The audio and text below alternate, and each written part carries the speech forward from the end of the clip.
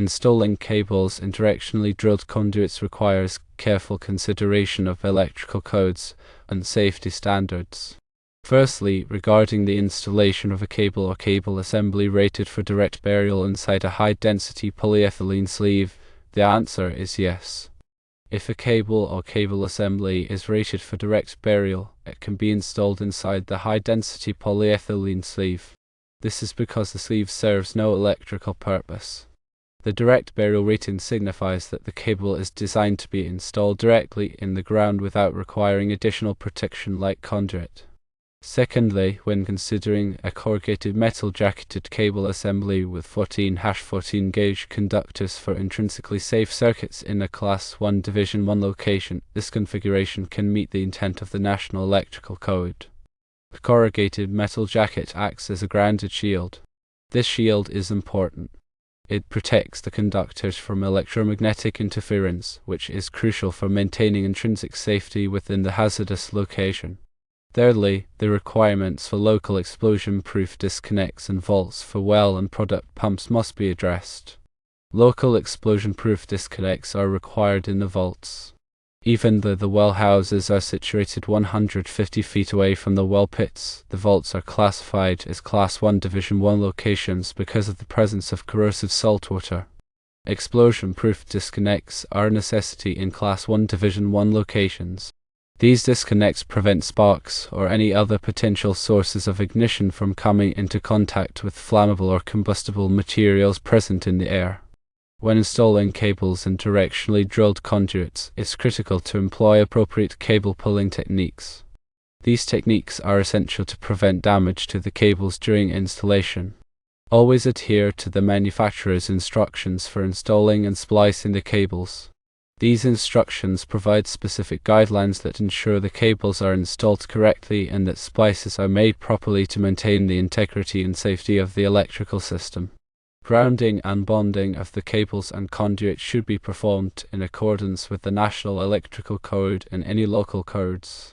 Proper grounding and bonding are fundamental for electrical safety and for preventing electrical hazards.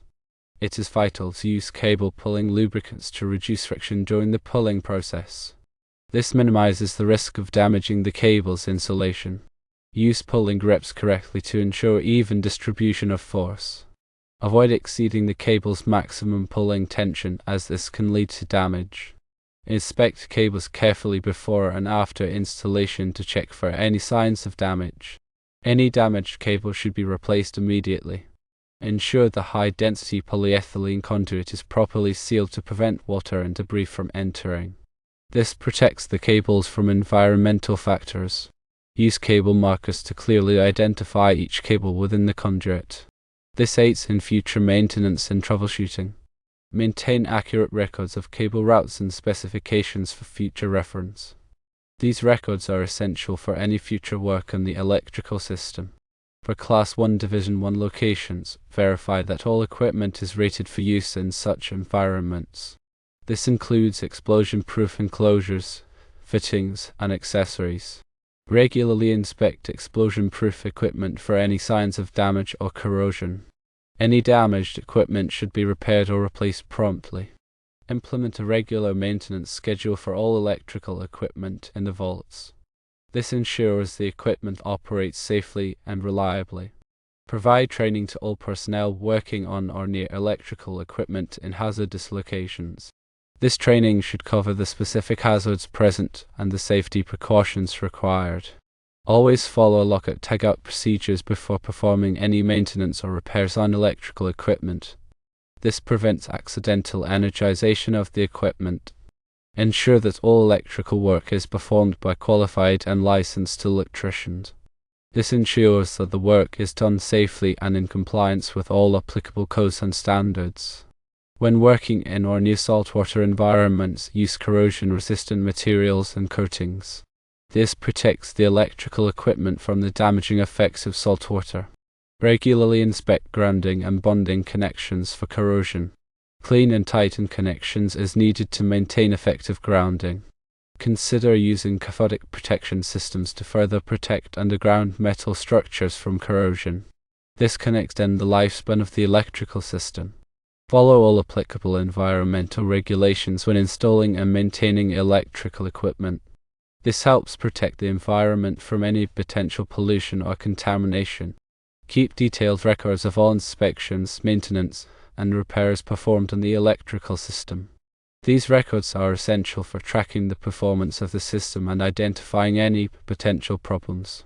Regularly review and update safety procedures to reflect any changes in the electrical system or in applicable codes and standards. This ensures that the safety procedures remain effective. When using shielded cables, ensure that the shield is properly grounded to minimize electromagnetic interference. This improves the performance and reliability of the electrical system. Use appropriate cable glands and connectors to maintain the integrity of the cable shield. These glands and connectors should provide a secure and reliable connection to the shield. When installing cables and multiple conduits within the same borehole, ensure that there is adequate spacing between the conduits. This prevents overheating and allows for easier maintenance. Use conduit spacers to maintain consistent spacing between the conduits. These spacers help to prevent the conduits from coming into contact with each other. Consider using different colored conduits to easily identify the different circuits. This aids in future maintenance and troubleshooting. Implement a system for managing cable slack to prevent tangling and damage. This ensures that the cables are properly supported and protected. Use cable trays or other support structures to manage cable slack. These structures help to keep the cables organized and prevent them from being damaged. Regularly inspect cable support structures for any signs of damage or corrosion. Repair or replace damaged structures promptly to maintain the integrity of the cable management system. When installing cables in underground conduits, consider the potential for ground movement due to frost heave or other factors. Use flexible conduit connectors to accommodate ground movement and prevent damage to the cables. Install expansion joints in long conduit runs to accommodate thermal expansion and contraction. This prevents stress on the cables and conduits. Consider using ground-penetrating radar to locate existing underground utilities before digging or drilling.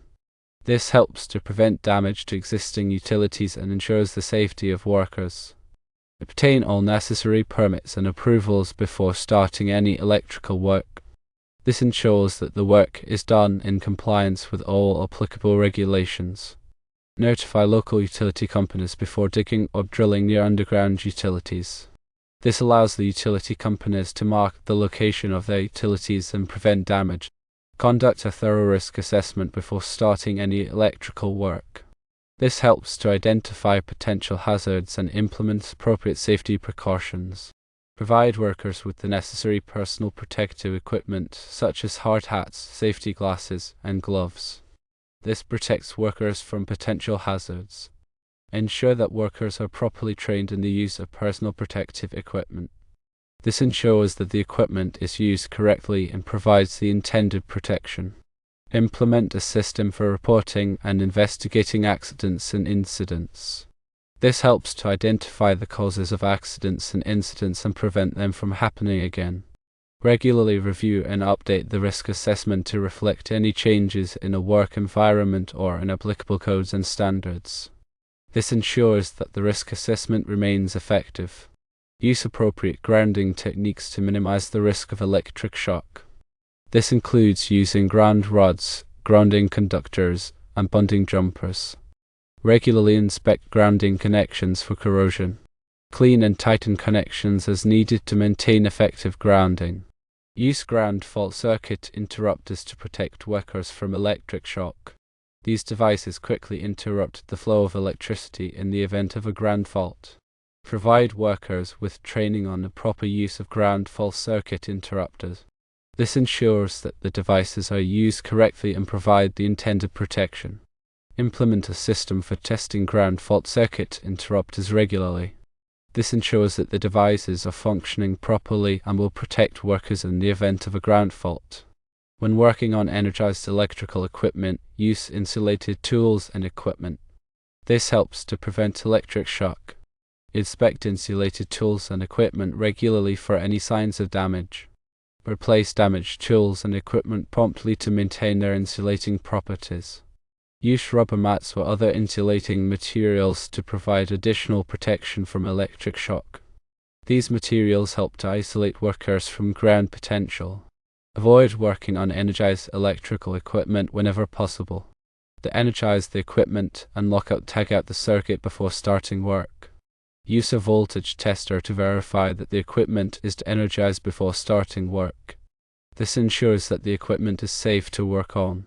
Follow all applicable safety procedures when working on electrical equipment. This helps to prevent accidents and injuries. Implement a system for tracking and managing electrical safety training. This ensures that all workers receive the necessary training and that their training is up to date. Regularly review and update the electrical safety program to reflect any changes in the work environment or in applicable codes and standards. This ensures that the program remains effective. When installing electrical equipment in a corrosive environment, use corrosion-resistant materials and coatings. This protects the equipment from the damaging effects of corrosion. Regularly inspect electrical equipment for signs of corrosion. Clean and repair or replace corroded equipment promptly to prevent failures. Use corrosion inhibitors to protect electrical equipment from corrosion. These inhibitors help to slow down the corrosion process. Consider using cathodic protection systems to further protect underground metal structures from corrosion. This can extend the lifespan of the electrical system. Follow all applicable environmental regulations when installing and maintaining electrical equipment in a corrosive environment. This helps protect the environment from any potential pollution or contamination. When installing electrical equipment in a Class 1 Division 1 location, use explosion-proof equipment that is specifically designed for use in such environments. This equipment is designed to contain any explosions that may occur within the enclosure and prevent them from igniting the surrounding atmosphere. Regularly inspect explosion-proof equipment for any signs of damage or corrosion.